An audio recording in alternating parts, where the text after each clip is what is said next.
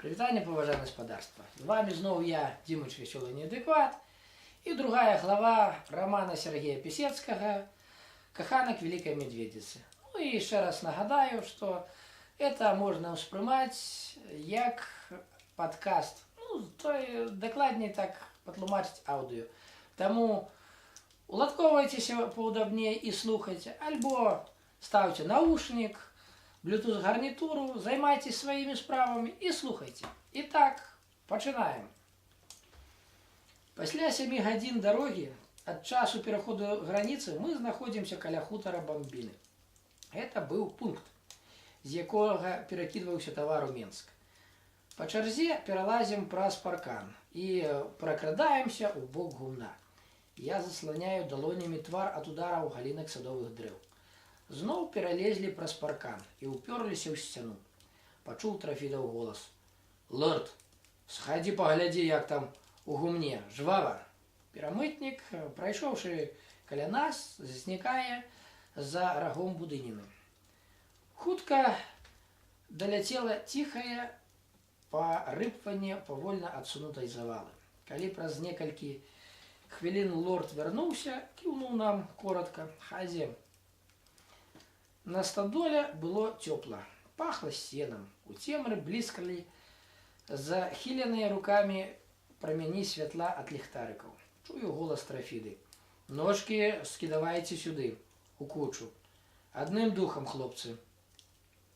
З уздыхам прыемнай палёгкі я скінуў з плячэй невыносны цяжар, падышоў да Трафіды і вымавіў: «Ёзік, мне вельмі хочацца спаць». «Ну так залазь на шасток і кімар». Трафіда паказаў на драбіну, па якой я ўзлез на гару. Сцягнуўшы зноў боты, накрыўся курткай і, як у цёплую ванну, праваліўся ў моцны сон. Прачнуўся я позна. У гумне панаваў паўзмрок. Некалькі перамытнікаў сядзела недалёка ад мяне. Паціху размаўлялі. Я пачаў прыслухоўвацца. Ванька бальшавік апавядаў некую эратычную гісторыю. Гэта была яго улюблённая тэма. Звычайна расказваў альбо пра Думенку і яго пераемніка Будзённага, ён сам некалі служыў у кавалерыі Будзённага, альбо пра жанчын. Яго слухалі Фелік Мадура, моцны і крыху сагнуты з расплюшчанымі спераду носам мужчына сталага ўзроста, Юлік Вар'ят, малады перамытнік з надзвычайна буйной фантазіяй, Асюлі Вар'ят, і Салавей, малады, шчуплы, заўсёды усмешлівы хлопец. Ён прыгожа спявае, бо валодае выдатным голасам. Аблізваючы са смяглыя вусны, Ванька расказвае: «Баба, скажу я вам, была як адлітая з бетону. Нідзе не ўшчыкнеш. Дасі б стрычку як звон гудзіць. Пацярэ нагамі, іскры лятуць. Электрычнасць. Халера», кажа Фелік Мадура. Юлік Вар'ят з шырока расплюшчанымі вачыма круціць галавой. Паблізу ад іх са зробленай у сене нары, як з-пад зямлі вылазіць Болек лорд. Вочы ў яго іранічна прыплюшчаныя. «Цела, скажу я вам, хлопцы, нібы алябастр». Ванька прыцмоквае вуснамі і лашчыць далоняй паветра. Лорд, не вытрымаўшы, прагаварыў: «Тьфу, блін! Псяк рэў, алябастр! Пяты парэпаны, гной паміж пальцамі, калена як наждак, на палову вярсты сырам смярдзіць, а ён алябастр! Тьфу, тьфу! А табе што? А нічога! Злавіў слухачэў, так залівай!» Яны пачынаюць спрачацца паміж сабой і ўзаемна дацінаць адзін аднаго. Я падняўся, абуў боты і падышоў да іх. «Дзе Юзік?» – запытаўся я ў Салаўя. «На хутар пайшоў». «Візіт Бамбіне складае», – дадаў лорд. «Рабуючы цыцкі», – уставіў Ванька бальшавік. «Доўга ж есці не нясуць», – неспадзявана прагаварыў Фелік Мадура. «Блін, гэтаму заўсёды ў галаве шамка стаіць», – кажа лорд. «І маеш дар да жратвы», – кідае шчур. Мы запаливаем папиросы и осторожно, как не затерушить у сена, курим. Хутка астатнія перамытнікі выпаўзаюць з нораў. Пацягваючыся, пазяхаючы, далучаюцца да нас. Не хапае толькі жыдалёўкі і юзіка. Шчур, дастаўшы з кішэні карты, прапаноўвае згуляць у 66. Бульдог паслаў на сене сваю куртку падшыўкаю вверх, і на ёй пачалі гуляць у карты. Да іх далучыўся Мамонт і Ванька-бальшавік. Побач з намі, з сур'ёзнай мінай, лорд пачаў апавядаць Юліку вар'яту, як можна без стрэльбы упаліваць зайца. Разумееш? Купляеш пачак табакі і раніцай, пакуль заяц спіць, абыходзіш палеткі і на кожны камень кладзеш па каліву тутуня. Раніцай заяц прачынаецца, пацягнецца, пачухае лапкай за вухам, як сабачка пабежыць за патрэбай. Прыскочыць да каменя і адразу ж панюхае. Тут он заляціць яму ў нос. Чыхне! Трэснецца альбом аб камень. Упадзе на бок і ляжыць, а ты раніцай выходзіш і збіраеш іх у мяшок. Ай, баеш! Баю? Да галаву даю на адрес, што не. А на медведя палююць інакш. Палююць толькі ўвосень, калі лісце з дрэва ў падзе. Тады береш вядро з клеем і ідзеш у лес, дзе жывуць медведзі. Намазваеш клеем лісты, а сам хаваешся. Медведь ідзе, чап, члап, чап, члап. Да яго лап прыліпаюць лісты, усё больш, аж нарэшце столькі іх назбірае, што не можа з места сунуцца, паварухнуцца. Тады выходзіш за кустоў, абвязваеш яго вяроўкай. І на воз, і да хаты. Шчур, гуляючы ў карты, не вытрымаў і адгукнуўся. Яшчэ аднаго вар'ята маем. Не вар'ята, а пана вар'ята, адказаў лорд. Такі пан на саломе спіць і зубамі блох ловіць. Распачалі сварку. Заўважыў, што робяць гэта не са злосцю, а так, для забавы. А поўдні Трафіда прыйшоў у гумно, быў відавочна на падпітку. Но, братва, валіце да мяне. Зараз будзе шамка. Усе пазлазілі з гары на ток. Як там тавар? Запытаўся лорд у юзіка. Зараз прыйдуць пераносчыцы. Лёўка ваўсю працуе. Бамбіна жратву вам шыкуе. Не заціснуў ён яе там? Пытаецца бальшавік. Патрэбна мне такая абноска. З надворку данесліся крокі, і ў гумно на дзіва лёгкім крокам увайшла рослая, налітая кабета, гадоў 35, прыфранцілася. Па ўсім гумне пацягнуўся пах парфумаў. На нагах мела шаўковае пад колер цела панчохі. Кароткая сукенка моцна падкрэслівала буйныя формы. «Добрый дзень, хлопчыкі!» Прагаварыла голасна, весела, паказваючы сваёй усмешкай ладныя белыя зубы. Усе прывіталіся.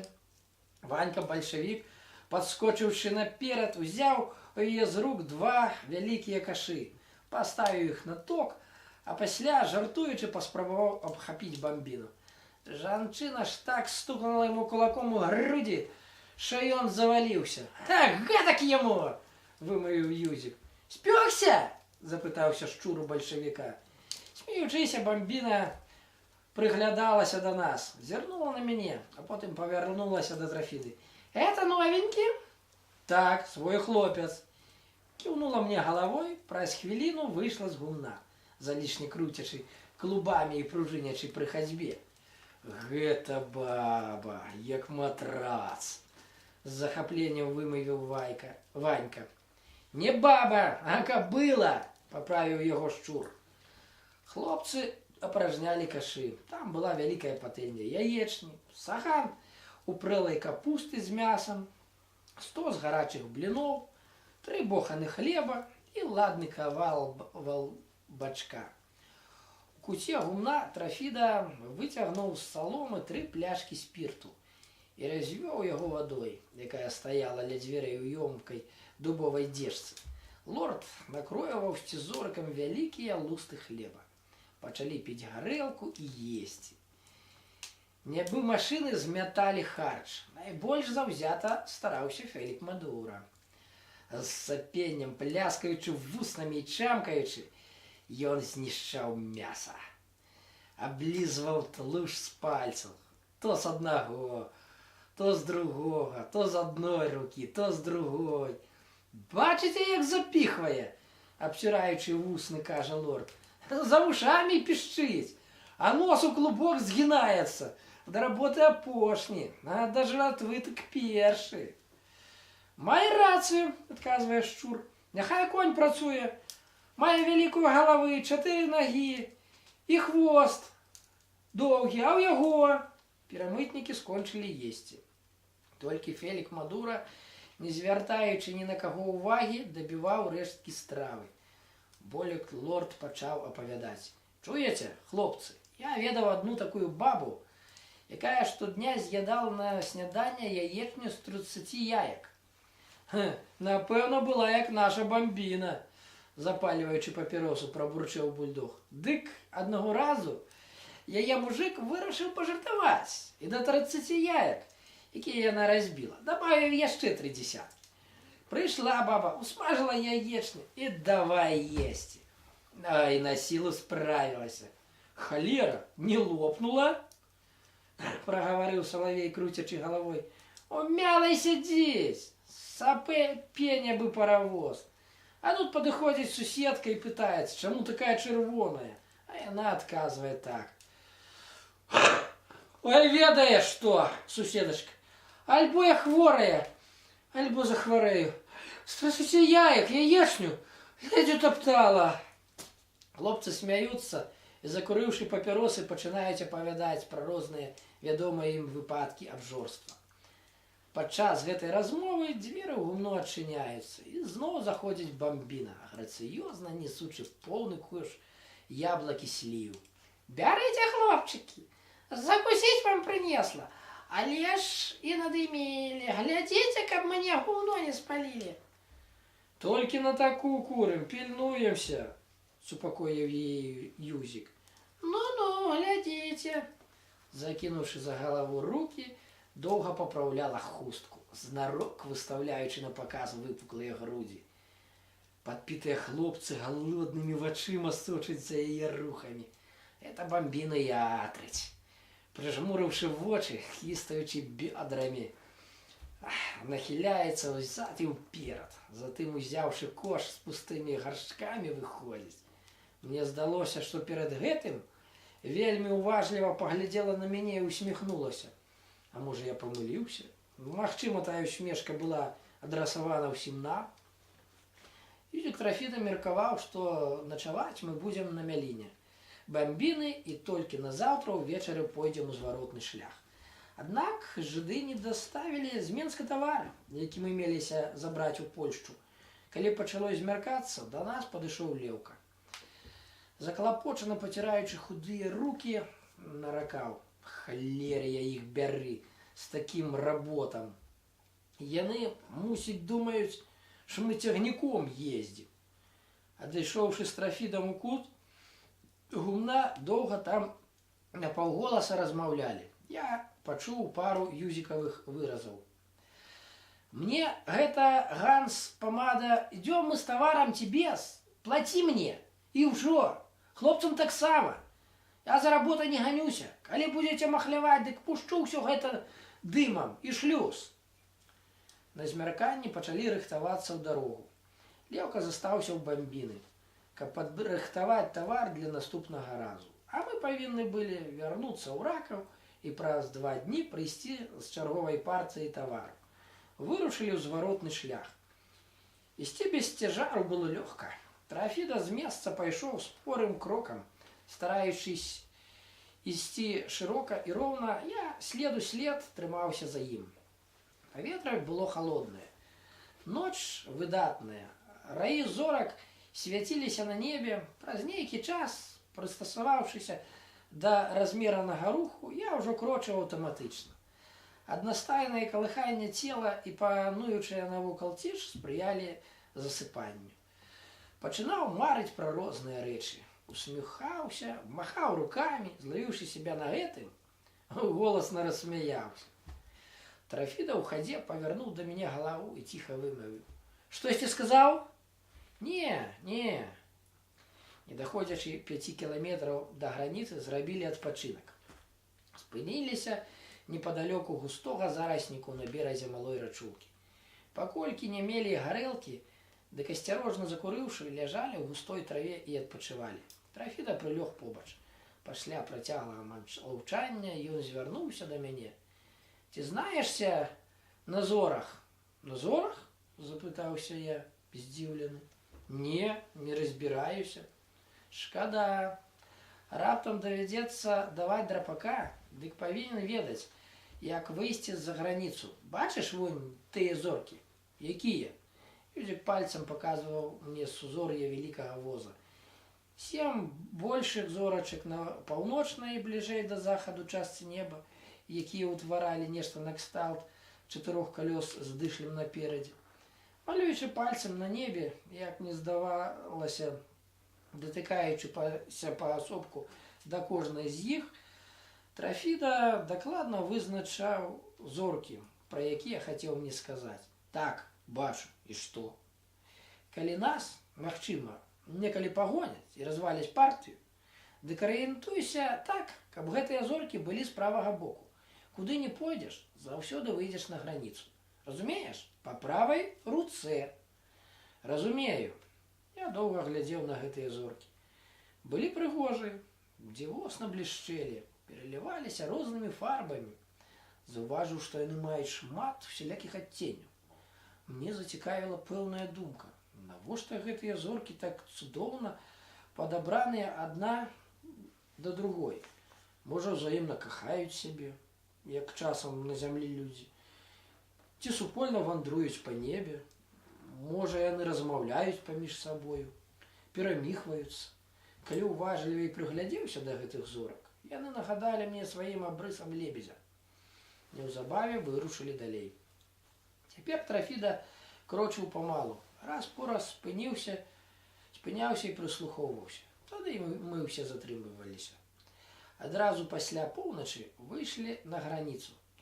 Трафіда прыпыніўся паміж 2 слупамі і стаў побач. Гэта пагранічныя слупы, а гэта граніца, ціха сказаў ён мне. Я з цікавасцю ўзіраўся на невялікія капцы з 4баковымі слупамі наверсе. На іх знаходзіліся дзяржаўныя гербы і нумарныя знакі.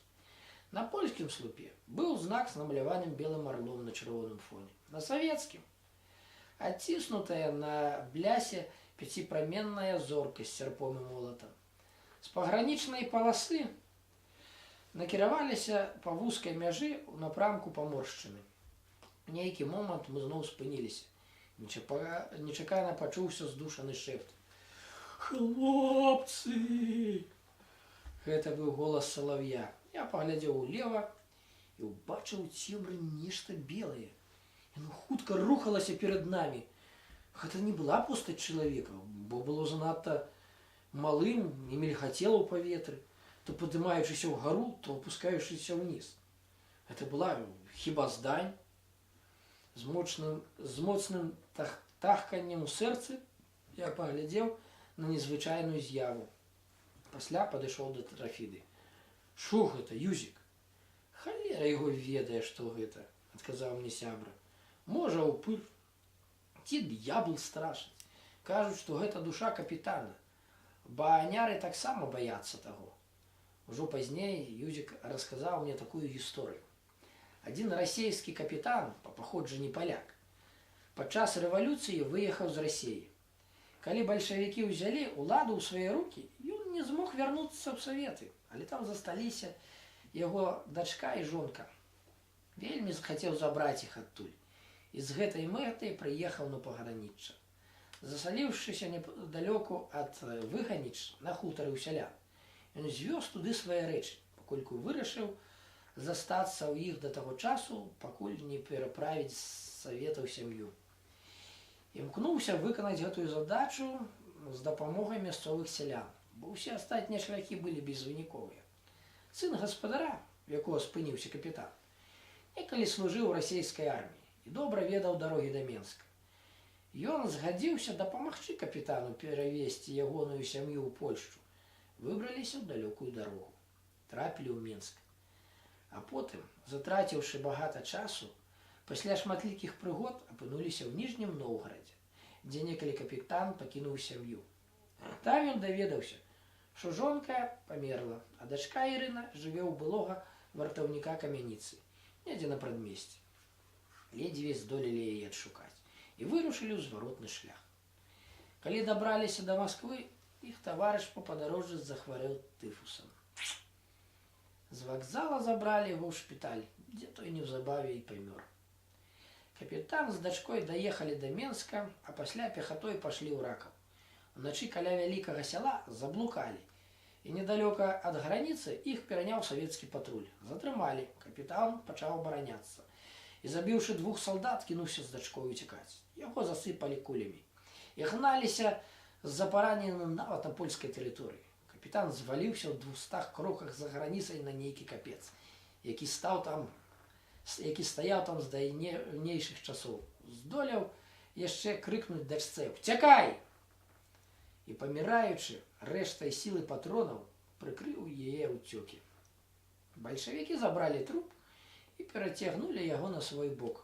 Дачка капітана збегла ад іх, адшукала хутар, на якім жыў бацька перад апошняй вандроўкай у Саветы. Пасялілася ў сялян і зараз жыве там. Яе лічаць кранутай, аднак любяць за дабрыню і працавітасць. Курган, на якім загінуў капітан, ад таго часу называюць капітанскай магілай. Пасля гэтага выпадку зводдаль ад капца і на паграніччы пачала з'яўляцца здань. Адзін з салдатаў, баганяр, хацеў яе падстрэліць. Выпаліў з карабіна 5 разоў. Здань знікла. А на другі дзень ён падарваўся на гранаце, з якой забаўляўся ў казарме. Затым яшчэ 2 зухаў зрабілі на яе засаду і ўшчалі страляніну. Праз 2 дні аднаго з іх хтось застрэліў на граніцы, а другі цяжка захварэўшы памёр у шпіталі. Ад таго часу больш ніхто не паляваў на здань, якая з'яўлялася па начах на паграніччы. Гэтую гісторыю мне расказаў Юзік пасля вяртання да хаты. Зацікавіла мяне вельмі, бо гучала як байка, а была-то праўдай. Яе потым і пацвердзіла шмат людзей. Паглядаючы на знікаючую здань, мы доўга стаялі ў полі, зводдаль ад граніцы. Захоўваючы асцярожнасць, перайшлі насыпаную дарогу, якая вяла да граніцы, а крыху пазней пакрочылі па дарозе з Паморшчыны ў Ракаў. Затым берагам Іслачы паволі накіраваліся да мястэчка. Недалёка ад млына хлопцы разышліся ў розныя бакі. Я пайшоў з Юзікам да яго хаты на слабаду. Не ўваходзячы ў дом, каб нікога не будзіць, падаліся ў гумно і там паклаліся спаць на свежым духмяным сене. Вось і скончана 2 глава спадарства. Спадабалася, аддзячце і зрабіце, каб маё відэо станавілася больш папулярным, зрабіце вось гэтак. І пішыце ў каменты, і чакайце наступных глав і другіх цікавых ролікаў. Да пабачэння, даражэнькія!